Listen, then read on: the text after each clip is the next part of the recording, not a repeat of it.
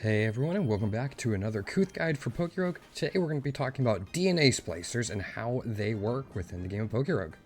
Let's just jump straight into it.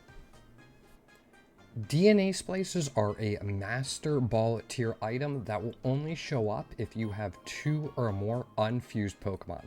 It allows you to fuse 2 Pokemon together into a single Pokemon, combining some of their traits and stats and stuff like that, which we will get into. The order you pick the Pokemon after using DNA Splicers does matter quite a bit. From the first Pokemon, the fused Pokemon will have the primary typing and the passive ability if you've unlocked it.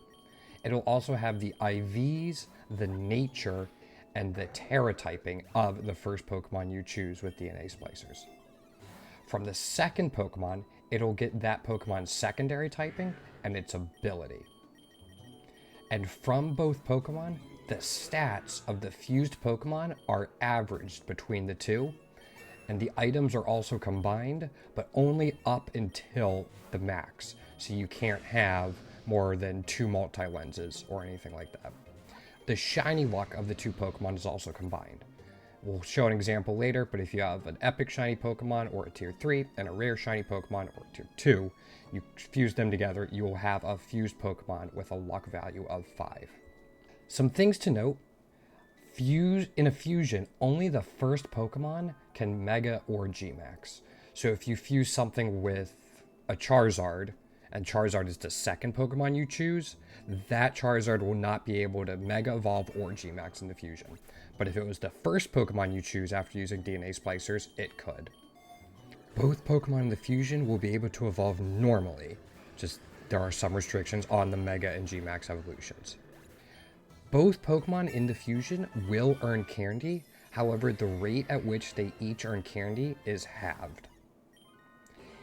Eviolite does work, but its effectiveness is reduced and only provides a 1.25 times boost when one of the Pokemon can still evolve. Items like Light Ball, however, will still have the full effect if one of the Pokemon in the fusion is Pikachu. So let's have an example. Let's say we want to fuse our Delphox and our Regigigas. We'll use Delphox as our first Pokemon. Because it's our first Pokemon, it'll get the Psychic Surge passive. It has a timid nature and has a Terra Ghost type. Its primary typing is also fire.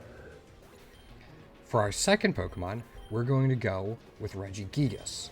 It only has one type, which is normal, so that will become the secondary typing, and it will get the ability, which is Normalize. They will combine their items. So if we do Delphox first, and Regigigas,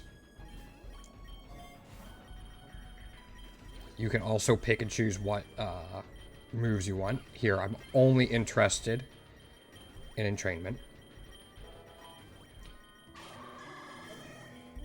So if we look now, we have a fire normal type with the normalize ability from Regigigas, since it was our second Pokemon.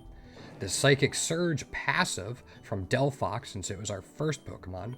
The timid nature from Delphox, and the Ghost Terra typing from Delphox as well.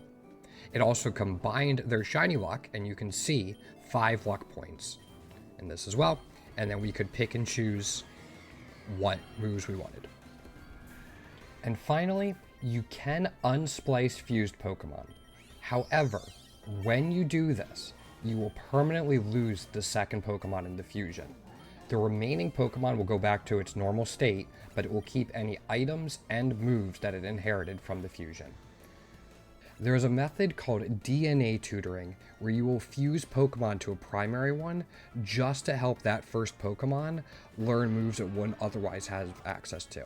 This is very important in Endless, but we will get into it more in depth when I release my Endless farming guides, which should be a little ways down the road. Before we wrap up, I wanted to give my thoughts on DNA Splicers. In general, I do not think DNA Splicers are worth it, especially in Classic mode. If you don't have a team that you've set up with the intention of splicing very deliberately, you're going to end up with Pokemon that are going to probably have worse stats and weird type combinations that just aren't what you're after.